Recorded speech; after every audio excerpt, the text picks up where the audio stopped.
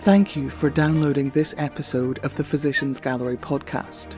In this series, we explore the history of medicine from A to Z, taking you on a journey from autopsies to zoonosis. Our wide range of topics includes diseases and treatments, plants and chemicals, and myths and curiosities. Please support us and help us to reach new audiences by liking, following, or leaving a comment on whatever podcast platform you are listening on. We hope you enjoy the podcast.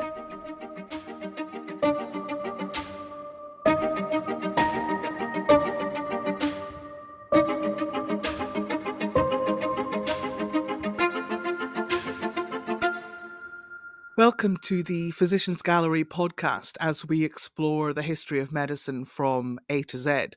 My name is Daisy Cunynghame, and I am the Physicians Gallery's Heritage Manager. My name is Charlotte Holmes, and I'm a volunteer with Physicians Gallery. And my name's Olivia Howarth, and I'm also a volunteer with Physicians Gallery. And today we've made it as far as O. So my O is oranges. I'm going to talk a little bit about what oranges are. I realise that may be glaringly obvious, but we're going to do it anyway. And then I will talk about the medicinal uses of oranges. So the first thing is oranges are hybrid fruits. So they are a combination of a pomelo, which is a large grapefruit-like fruit, and a mandarin. So they were intentionally created as a hybrid of those two fruits. Strange little fact, the colour orange is named after the fruit, so not the other way around. And the word has a long and sort of meandering history, but the English word for orange comes from the French. And before the innovation of the colour, as in before the colour that we think of as orange became called orange, this is getting very convoluted, it was known in Britain, thank you very much, it was known in Britain as, I'm going to say this wrong, definitely, Gyorchred, which means a sort of yellow combined with red. So that's the two colours of yellow and red combined, Gyorchred. So yeah, that's orange. Fruit came before orange colour. So there are typically two common types of orange in Britain, historically, and now to an extent, but particularly historically. There were Seville oranges, which arrived first. These arrived in the 1400s from India, and these oranges were quite bitter, and they were often used in cooking, so in desserts, and they were used in medicines. And quite often when you would see a recipe from 1600s, 1700s, it wouldn't just say oranges, it would specifically say Seville oranges. And every part of the orange was used. So it was the skin, the leaf, the root, the branch, the juice. There were ingredients that used all different aspects of the orange in different treatments. Nowadays, when you come across Seville oranges, most often they are used in marmalade. So because they are quite bitter, they would never really have often been used just to eat an orange. You wouldn't just sit down and eat one of these. It would be an element that would be used in something. And then a bit later, in the 1500s and getting into the 1600s, we get Chinese oranges. So these oranges from China are much sweeter, and these are the oranges that would be eaten on their own, not just as an ingredient in something. But oranges were incredibly popular in the 1600s. So you would get street sellers selling oranges in the same way that they would sell, buns and bread and things like that. People would just be selling oranges on the streets. You would get orange sellers in theatres during the intermission. So in the same way that you would get ice cream now, it would have been oranges then.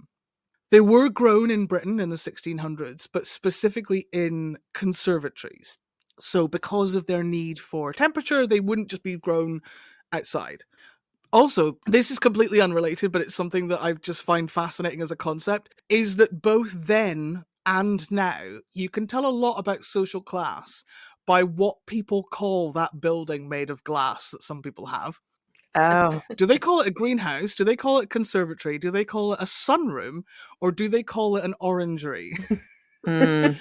And you can still see even now, if somebody has one of those, if you're like, is that a conservatory? And if they say, no, it's a sunroom. you can get a feeling for for an element of social class, which I find interesting. But yes, so but they all kind of derive from the same thing, which is this sort of orangery. And it's mentioned by Samuel Pepys and the diarist. And it is, the concept of growing oranges, having oranges to hand was really something that was associated with the elites in the 1600s in particular.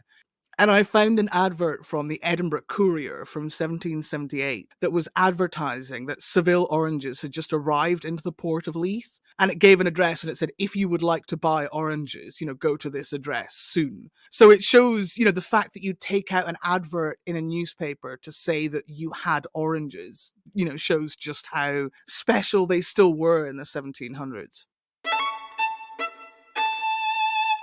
So bitter oranges were viewed as better for medicine, and some of that just came from the fact that the bitterness felt medicinal.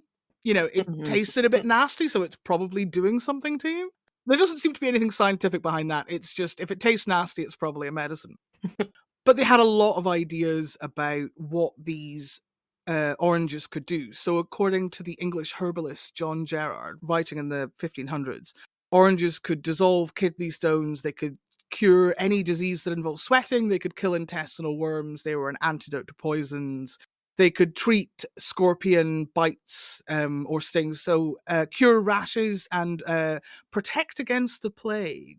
So there was a lot of ideas about what oranges can do. And as I said before, because they use every part of the orange, different parts of the orange do different things. There are a lot of recipes that involved orange flower water. So this orange flower water is a byproduct of processing oranges. So it's sort of essentially this sort of essential oil that is made through the process. This is used in cooking. It is used in skin lotions and perfumes. It's an ingredient in desserts and drinks. It was particularly associated, interestingly, with sex workers because it was a type of perfume that was apparently particularly associated with brothels. So if you were a lady, very high status lady, you maybe didn't want to be spraying orange flower perfume around. But in medicine, it's used for headaches, it's used for hysteria and epilepsy. It was also just used to make medicines taste nicer. So if you had a particularly unpleasant medicine, then adding a bit of that would make a difference. You also get a lot of recipes that involve orange peel. And that's often an ingredient in composite medicines. So you have anti-malarials, and they'll have a big list of ingredients, and one of those ingredients will often be orange peel. William Cullen, who we've talked about before, the 18th century Edinburgh physician, check out the Cullen Project online, he used orange peel in quite a few things, and it almost sounds just like a nice, fun Christmas drink. So he'd say, mix orange peel with wine and cinnamon and drink that as a treatment for gout. It doesn't feel like drinking alcohol is going to be a great treatment for gout. But yeah, it almost sounds like a sort of nice, Christmas, like a mulled wine type of thing. But again, it was being treated as a medicine. I also found examples where they were taking orange conserve, which is essentially like an orange jam, and it just said, take a spoonful every day as a preventative. So you're just spooning in, sugary jam every day, which feels like, given some of the medicines and some of the treatments that we've talked about, I feel like a spoonful of jam is pretty nice. Mm-hmm.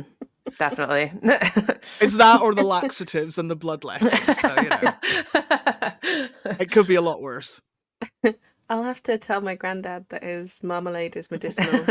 Exactly. Recommended by many very prestigious physicians through the years. So, yeah. Mm-hmm. That's all I've got for oranges.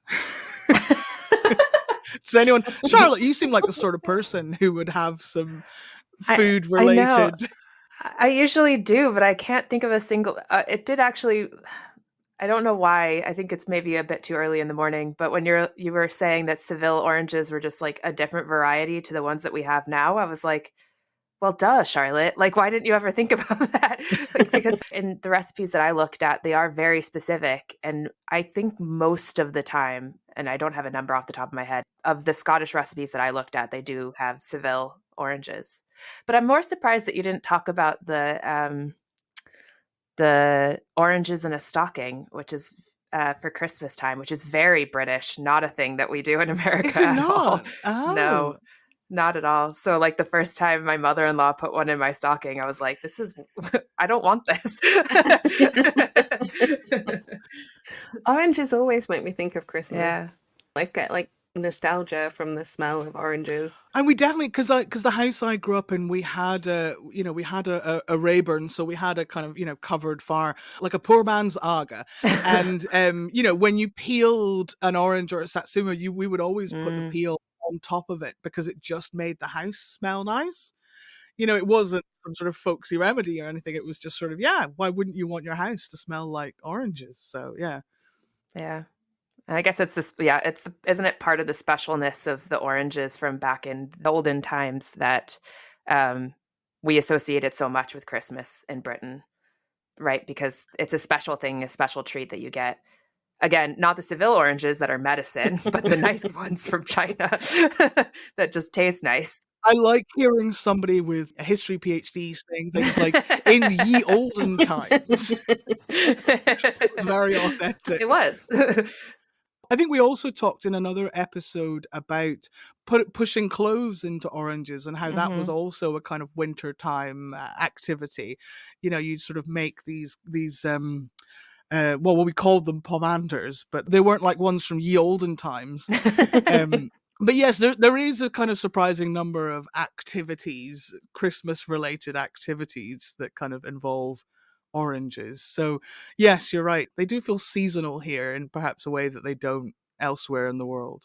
Is there a relationship between, you said that they had oranges at the theatre. Is it related to why they have oranges in halftime for sport? I mean, is that a thing?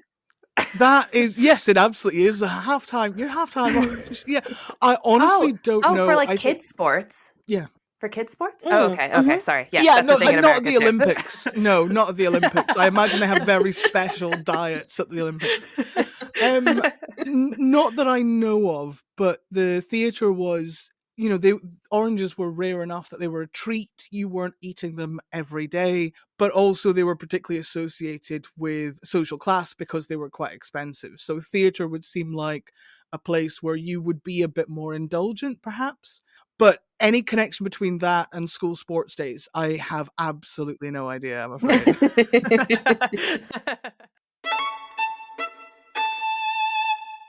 So what's your O then, Charlotte? Well, I've done it again. I've picked quite a complicated topic that could probably be an episode unto itself, and it actually sort of has been. My O is obesity, which actually currently is a hot button topic, particularly with the rise of new medications like Ozempic. And I hope not to step on the toes of the past episode on fat, which was from the series Head to Toe. Step on the toes of Head to Toe. And anybody who's listening to this current episode, I recommend you go back and listen to that episode. It was really interesting. So the Oxford English Dictionary shows that the term obesity was being used as early as 1611 to mean extremely fat or overweight in the way that we sort of use it today. But that was only in English. Friend of the pod, the ancient Greek physician Hippocrates, also discussed obesity as a disease in his time. So this so-called epidemic might be new, but the concept is not. And I think we shouldn't therefore imagine that all people in the past were small and malnourished. Indeed, as Olivia and Daisy mentioned in the past episode on fat, there was a connection between fatness and obesity and the upper classes to the point where there were several different terms for fatness that we don't really use in the present day, such as plump or plumpness and corpulent. And those are just a couple that I could they came up with on that episode. So again, I'm really stepping on these toes by accident, but Daisy did mention in the fat episode, I wanted to discuss it more because I think it's really interesting. And the thing that she mentioned was William Wadd's cursory remarks on corpulence. I had a little read of the comments, so I wanted to share some interesting insights from him. First of all, Wadd was an English physician and published his On Corpulence in 1810. It goes on to have several editions throughout the decade. And reading through it, I think his remarks may sound very familiar to modern ears. He writes, for example, that the increase of wealth and refinement had done away with some illnesses, but had increased the frequency of corpulence. So within this vein of urbanization, moving away from agricultural working to a more urbanized society and increasing the wealth of people does mean that people become fatter or tend to carry a bit more weight on them. And there's a sort of connection, therefore, between upper classes and fatness. He also speaks to the genetics of obesity, which I found really interesting, although he doesn't really understand it as such. Instead, he refers to it as a predisposition. He acknowledges that some people, quote, notwithstanding strict attention to the habits of life and undeviating moderation, are still fat or still obese. Finally, he alludes to this, well, I would call a rebound effect. Again, he doesn't understand it in that same way, but anybody who has ever been on a crash diet, this part might resonate with you. Quote, many would unwillingly submit to any violent remedy so that an immediate benefit could be produced. But unless the disease speedily gives way, they despair of success, consider it as unalterably connected with their constitution, and of course, return to their former habits. The thing that struck me when I was reading through his comments were, in some ways, we can put him within this vein of the more things change, the more things stay the same. However, some of his cures leave a little bit to be desired. He, for example, suggests to consume acids, particularly vinegar. He's not quite clear on why, but he does go on to list a couple of different cases of people who have used it to great effect. He also says salt or salted meat. And this, he says, is because it increases sweat and produces thirst, which he says means that the body is going to absorb the fat like a fever. He also, very undesirably, suggests Castile soap to consume it because of its diuretic properties. And this he actually does very explicitly say most people will find disgusting, but he then goes on to list a bunch of cases of the Castile soap being very effective, which again, I have to imagine it probably did work because once you've eaten soap, you're not, well, I guess no, because you would think the opposite, actually. I was going to say that the Castile soap would make you want to not eat, but I guess it would make you want to eat more because you're wanting to get rid of that soapy taste from your mouth. He also cites our friend, Daisy just mentioned, Dr. Cullen, who says boringly that abstinence and exercise are the only cure for corpulence. His idea of a diet is quite scary, though. He says that people should only have vegetable matter and milk, which is actually quite similar to another friend of the pod, George Cheney, who also said something similar, that in order to become less obese, you should just consume, I think his diet was porridge and milk, which is so boring. I don't know how people would eat that. And finally, William Wadd does cite the efficacy of spa water in lowering weight, which is also pretty much of his time. The 18th century medical men just kind of used spa water for anything. We've talked about older discussions of obesity, so let's talk a little bit about modern definitions of obesity. Today, someone is considered obese if they have a BMI or body mass index of over 30. And I think the history of the BMI is quite interesting, so I'm going to cover it really briefly because I know that there's a lot of interesting sociocultural things that are tied into this, but I'll try not to get into that and just talk about the history. In 1832, Adolphe Quetelet, oh God, he's Belgian, so that's terrible French. But from the 18th and 19th century, he's a Belgian mathematician who is obsessed with statistical analysis and bell curves. And he creates I'm going to have to say it again, Quetelet Index, which sought to quantify the characteristics of a normal man. He achieves this by dividing weight by height squared. In the 1950s, Lewis I. Dublin, also a statistician and president of the Metropolitan Life Insurance Company, which actually still exists, establishes tables of normal weights for clients when the company figures out that more claims are coming from their more obese clients. And the tables that he creates categorizes people as small, medium, or large. Finally, in 1972, Ansel Keys officially coins the term body mass index and brings in the Quetelet Index, justifying its use in modern day by creating a study of 7,000 men concluding basically that the Quetelet index can determine the sort of what is quote unquote normal of these 7,000 men. So these sort of all come together to create what we now sort of know as the body mass index. And I do have to mention that this has come into some scrutiny over the past decade or so, not just from activists, but also from the medical and scientific community. For one, I don't know, like this sort of rapid pace that I went through that, but none of the people that were creating it were medical people. They're all statisticians. And I think a method created by the medical professional would probably take into account a person's fat to muscle ratio, because muscle weighs more than fat. So elite athletes are routinely over the healthy BMI. Finally, the BMI doesn't take into consideration the variations of bodies based on sex and race. He's used 7,000 men, which isn't very indicative of a population. There are studies that in more recent periods that are trying to quote unquote fix this by looking at the differences in body composition and obesity across different sections of society. So, how did we get from WOD, who was considered about a growing trend, to today with an obesity epidemic? I think this is a pretty well duh, Charlotte conclusion, but society has changed even more from then. There's more available in grocery stores and restaurants, and the food can be of lower quality. There's a really interesting trend from my research. I didn't even think about this, but there's a trend that richer countries have sort of reversed what William Wad was concluding. So people with lower incomes in these places are more likely to be obese. Again, we can probably figure out pretty easily why. And it's not the case for quote unquote developed countries, where we see something more akin to what William Wad was looking at. It's interesting to hear it back, because I think since we recorded that episode on fat, like you said, the rise of weight loss injections in particular has been startling, to say the least.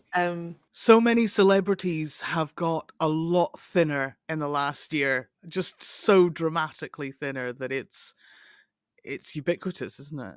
Yeah. Which I think probably also feeds into the idea that elites and rich people are now the thinner end of the scale than people who are not elite or rich.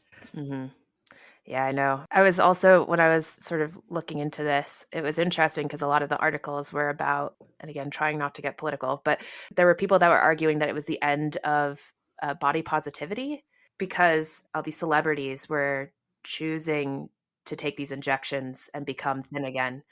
Yeah, I think it's really interesting. I think it just shows that our society cannot do middle grounds. It has to be extremes, like we are either super body positive or we're super skinny. I feel like there's a lot of extremes when we can just be like neutral, body neutral.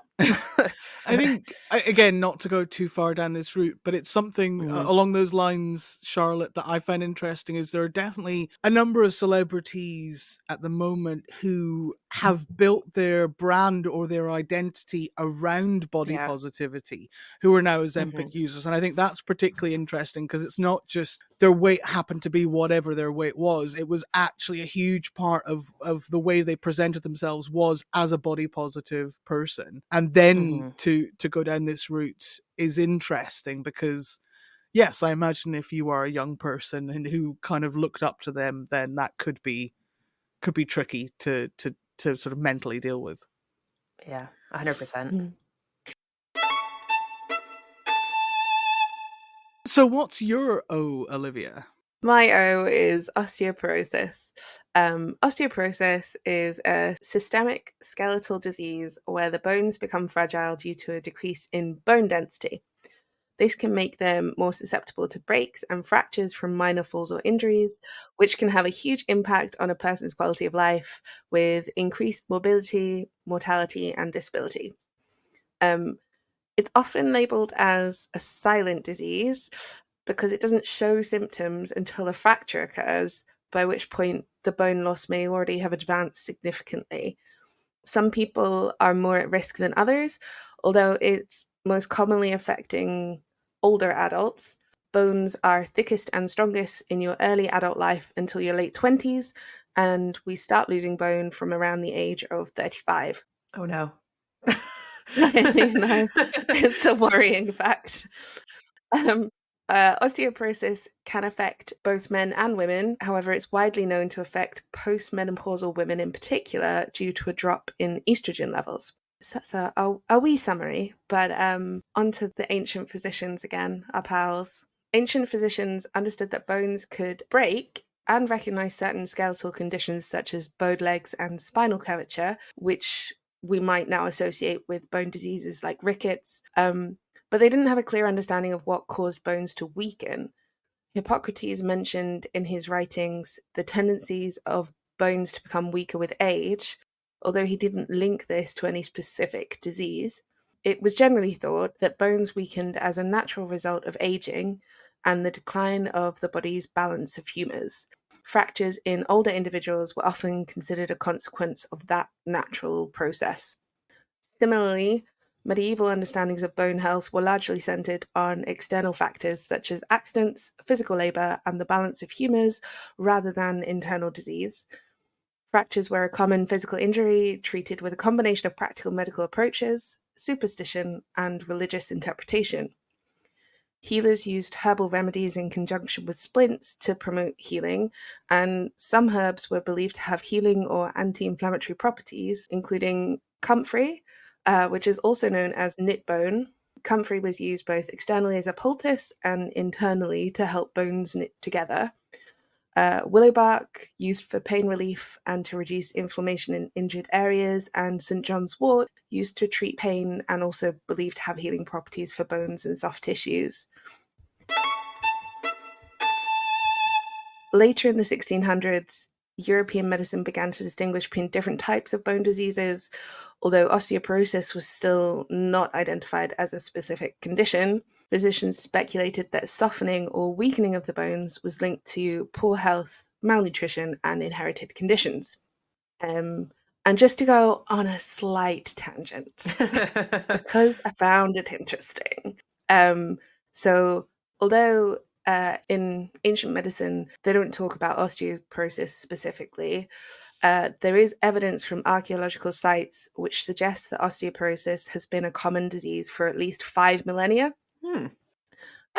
Remains which have been examined using advanced imaging technologies show signs of bone fractures, thinning, reabsorption, and bone deformities that indicate weakening bones. For example, a 2006 study used CT scanning of mummies from the Theban necropolis near Luxor, identifying vertebral compression fractures in several individuals. These types of fractures are often associated with bone density loss and are common in people with osteoporosis. Another study from 2009 examined 33 Egyptian mummies stored in Italian museums dating from around 1500 BCE to 395 CE, and the study identified that 4 of those mummies had osteoporosis using radiology. Those 4 were all over the age of 35, and at that time, life expectancy in ancient Egypt was usually between 35 and 45 years old. Also another worrying fact. Whilst being respectful about using remains for research, it's interesting to note that the bones of ancient Egyptian mummies, which are well preserved in hot, dry environments and free from soil damage, provide good material for studying the effects of osteoporosis in the ancient world. Bones buried in the ground may have been damaged by factors such as soil acidity, water, temperature, and soil-dwelling microorganisms, which make them unsuitable for analysis. The cause of osteoporosis in ancient skeletons is still uncertain, but peak bone density was probably also lower in the past. So, slight tangent over. But it's really interesting. That is. There are some key pieces of work in the 18th, 19th, and 20th centuries which have helped establish our current understanding of the disease today. Firstly, over 250 years ago, Scottish anatomist and surgeon John Hunter discovered remodelling, the process by which bone is laid down in the body and the old bone is destroyed and reabsorbed. As long as the amount of new bone being grown is greater than the amount of old bone being destroyed, then bones remain healthy, where the old bone is disappearing faster than the new bone can be grown, that's osteoporosis. Following Hunter, there was a guy called Sir Astley Cooper, another anatomist and surgeon, who recognized that the age-related decline in bone density increased the risk of fracture, and he referred to non-healing hip fractures and vertebral arthritis, which in my notes is in quote marks, as a result of weakness of the parts. In the 1830s, the French pathologist Jean Lobstein, who knows? French people. French people. Sorry, French people. Is credited with coining. So this guy Jean is credited with coining the term osteoporosis, or porous bone, to describe the holes in bones which he found were larger in some patients than others. And the word is taken from the Greek osteo, meaning bone, and porous, meaning passage or pore. In 1885, Gustav Pommer demonstrated that rickets and osteomalacia were caused by newly grown bone failing to calcify, whereas osteoporosis was a reduction in bone. This was the point at which we could distinguish what separated osteoporosis from other bone diseases. And then my last little bit, I promise it's the last bit because it's quite a lot to squeeze in, is about estrogen. The first indication that estrogen levels may affect bone density came from a study by Preston Keyes and Truman S. Potter in 1934, who looked at marrow ossification in pigeons. Oh, gosh.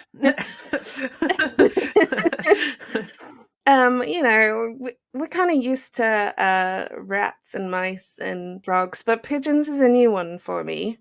Their study looked at 850 pigeons in total, 449 male and 401 female. They discovered that male pigeons had a large femoral marrow cavity full of pulpy dark red marrow unattached to the bone cortex. Your faces are brilliant. But female pigeons, especially those ovulating with large ovarian follicles, demonstrated marked marrow ossification with bone growing into the marrow cavity. So that was the first sort of step into identifying the role of estrogen. And following that study in the 1940s, the American endocrinologist Fuller Albright established the link between osteoporosis and vertebral fractures.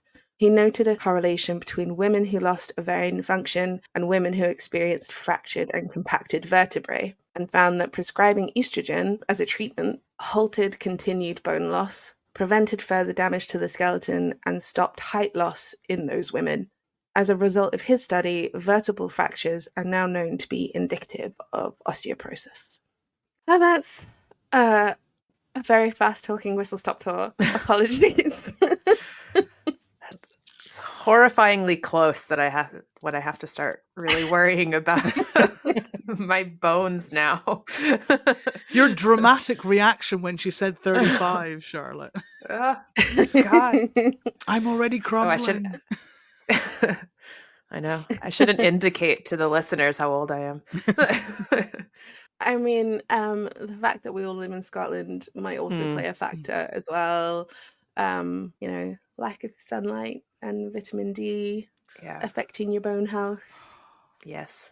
It's a sad time to be a 35-year-old woman in Scotland. Oh, I feel like I've barely seen the sun in my whole life. I'm just... It's not good news for me. This is not good.